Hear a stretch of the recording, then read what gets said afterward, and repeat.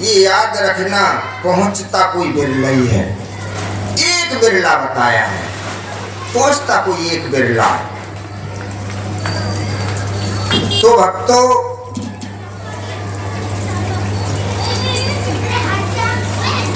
अभी प्रश्न चल रहा था राम विवाह का, पहले ही समझ लेते हैं थोड़ा सा।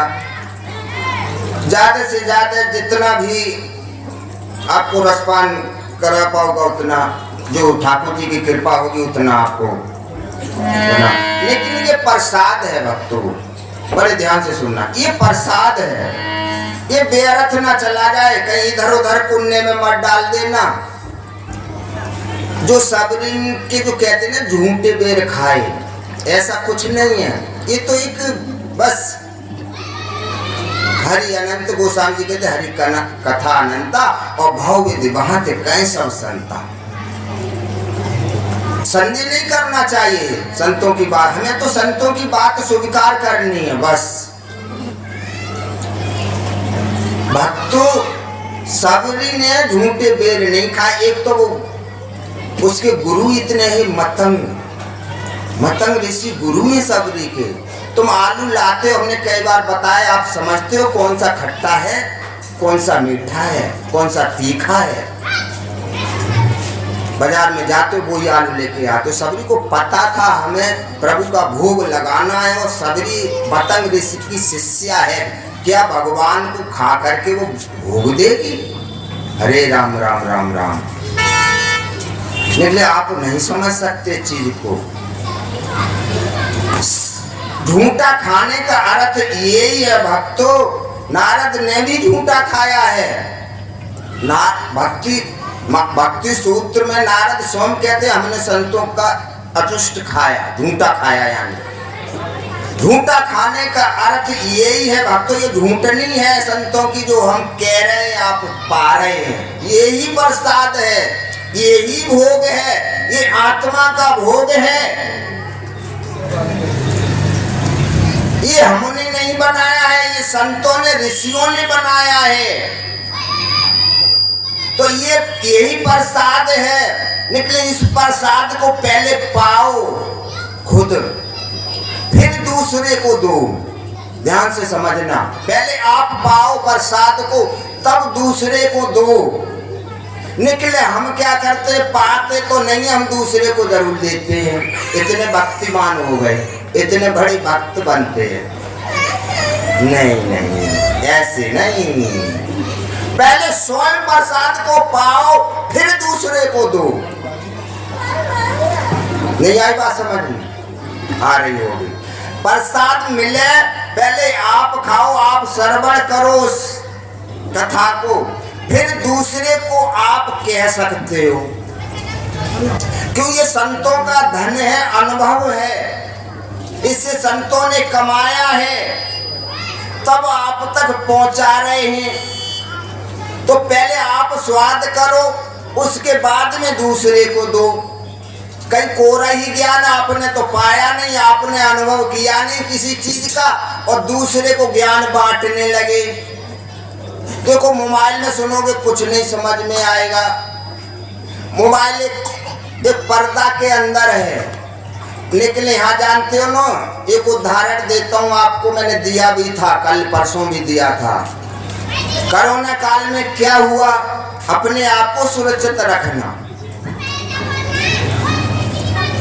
ऐसे ही है जो इस कथा को जब सुनो पाओ, तो इसको पहले सुरक्षित रखो इस शब्द को, फिर दूसरे को आप दे सकते हो। अन्यथा दूसरे को कोरा ज्ञान बांटने से कुछ नहीं होगा।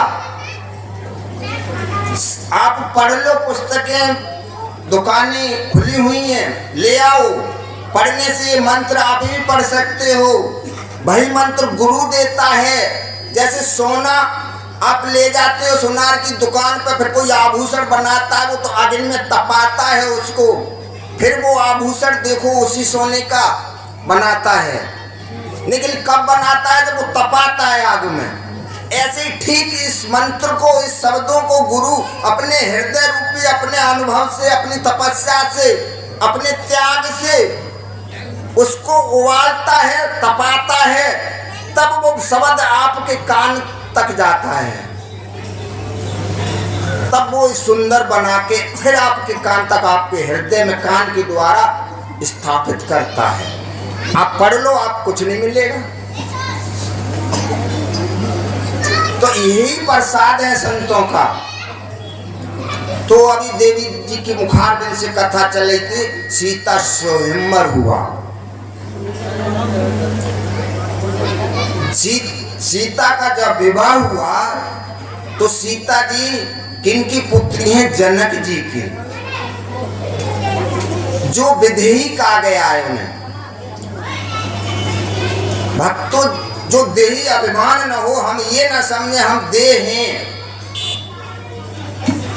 हमारा है सब कुछ, मेरा घर है, मेरा ये है, मेरा वो है, मेरा ये है, मेरा मुख है, मेरा तमुख है, मेरा मेरा मेरा, और है कुछ नहीं, चिड़िया रेन बसेरा, तुम्हारा है कुछ नहीं। बस जनक जी के ये अंदर नहीं है। और माँ भी क्या? सुने ना, सुने ना। सोचिए भक्तों, जिस समय विदाई होती है उस समय है जो जनक जी और सुनैना ने अपनी पुत्री को क्या शिक्षा दी। गोस्वामी जी कहते हैं यहाँ पर, भवविधि भांति, बहुत ध्यान से देवियों सुनना, ये शिक्षा अपनी बेटी को जब विदा करो, ससुराल भेजो तो देना, और आप भी इसको धारण करना। आप ही तो किसी की पुत्री हो।